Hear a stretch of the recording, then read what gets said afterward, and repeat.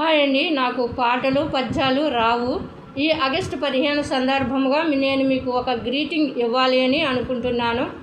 అయితే రాజు ఎవరు అంటే 2 చక్రాలు కలిగినటువంటి బండి ఎద్ది, మీకు తెలుసో తెలీదో, బండి గిత్త రాజు, పశువుల్లో రాజు బండి గిత్త. అలాగే జంతువుల్లో రాజు సింహము. అలాగే పక్షుల్లో రెక్కలు కలిగిన దాంట్లో నెమలి రాజు, గెద్ద వేరు అనుకోండి, నెమలి రాజు. అలాగే పురుగుల్లో చేతాకోక చిలుక రాజు. నాకు చేతాకోక చిలుక అంటే చాలా ఇష్టము. అలాగే రాజు రాజే.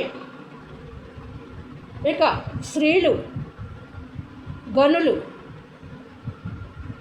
అయితే రాజుగారు ఈ యొక్క ప్రపంచ దేశపు రాజుల చేత సన్మానము చేయబడి పొగడబడుచున్న ఈ స్త్రీలు ఎవరు అంటే గనులు. స్త్రీలు గనులు. ఈ యొక్క గనులు రాజుల కంటే గొప్పవారు గనురాలు అని బైబిల్ చెప్తుంది. గనురాలు. ఈ గనురాలు ఎవరంటే రాజుగారి కంటే గొప్ప ఆమె. ఎందుకంటే సర్వాధికారం ఈవిడి చేతిలోనే ఉంటుంది, మీకు తెలియదు. గనులు. ఈ యొక్క ప్రస్తుత దినాలలో, ప్రస్తుత కాలంలో స్త్రీలు అనేకమైనటువంటి కార్యక్రమాలలో పాల్పొందుతున్నారు. అదే విధముగా ఈ సందర్భముగా మరి గనురాలు. రెండవది ఏంటంటే గనురాలంటే ఇంకే ఇది కాదు, కానీ వాళ్ళు సైనికులలో కూడా స్త్రీలు ఎక్కువ మంది ఉండడం అది గర్వకారం అవ్వచ్చు, కానీ నాకైతే బాధాకరమైన విషయం. ఎందుకంటే స్త్రీలకి కొందరికి నెలసార్లు అనేది 15 రోజులకు వస్తుంది, 20 రోజులకు వస్తుంది, 30 రోజులకు వస్తుంది. ఆ సమయాల్లో వాళ్ళకి రెస్ట్ అనేది అవసరము. కానీ అది గుర్తు తెచ్చుకుని మరి స్త్రీలని ఉద్యోగాల్లో చేర్చుకునేయడం అనేది చాలా అవసరము. వాళ్ళు తెలిసి తెలియని వయసులో మేము దేశం కొరకు పని చేస్తాము, లేకపోతే ఏదేదో పని చేస్తాము, యుద్ధం అనేది ఒక తనను తను సిద్ధము చేసుకుని యుద్ధం చేయాలి. ఆ సమయాల్లో స్త్రీకి తన శక్తిని కోల్పోతుంది, తన ఆలోచన కూడా కోల్పోతుంది, తన బలాన్ని కోల్పోతుంది, తన కాన్సెప్ట్ అంతా తన బలహీనమైపే ఉంటుంది, ఒక సిరాగ్గా ఉంటుంది, అనీజీగా ఉంటుంది.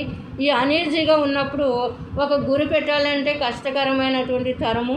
మరి అనేక మంది అమాయకులు కలిగిన స్త్రీలని దేశ పౌరులుగా చేస్తున్నారు. అంటే దేశ పౌరులుగా అంటే సైనికులు ఒక లిస్టులో చేరుస్తున్నారు. వీళ్ళని అమాయకులనే చేరుస్తున్నారు. మీరు ఇంట్రో లేకపోతే 10th డిగ్రీ లోపు చేసి దానికి ఒక కోర్స్ ఇచ్చి సెలెక్ట్ అయ్యారు అని చెప్పగానే వీళ్ళకి ఎంతో గర్వకారం అవుతుంది. కానీ వాళ్ళు ఎంత ఇబ్బంది పడుతున్నారు, ఎంత బాధపడతారు అనేది ఆలోచన చేసుకోవాలి. నెలసరి టైంలో చాలామంది ఇంట్లో గృహంలో కూడా ఆమెకి తగినటువంటి రెస్ట్ ఉండట్లేదు. చాలా చాలా బాధాకరమైన విషయం. అది ఎంతగా కదిలితే అంతగా బ్లడ్ అయిపోతూ ఉంటుంది. వాళ్ళకి కేవలము రెస్ట్ చేయాలి, కేవలము శుభ్రంగా ఉండాలి, రెస్ట్గా ఉండాలి. దాన్ని దృష్టిలో పెట్టుకుని మీరు స్త్రీలకి ఎటువంటి జాబ్స్ ఇవ్వాలి అనేది ఉండి మీరు ఇవ్వాలి. వాళ్ళు గనులు.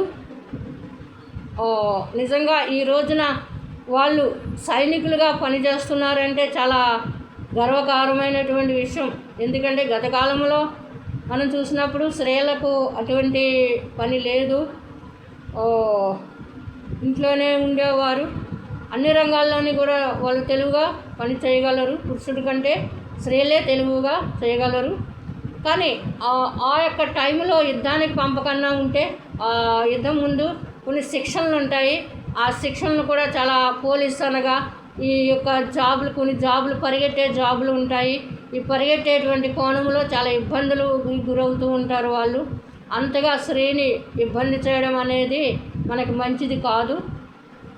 వారికి తగినటువంటి గౌరవముతో వారిని అలంకరించడము, వాళ్ళని సత్కరించడము, వాళ్ళని సన్మానించడము అవసరమైనది.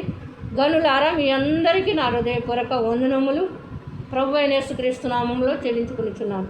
ఆమేన్, ఆమేన్, ఆమేన్.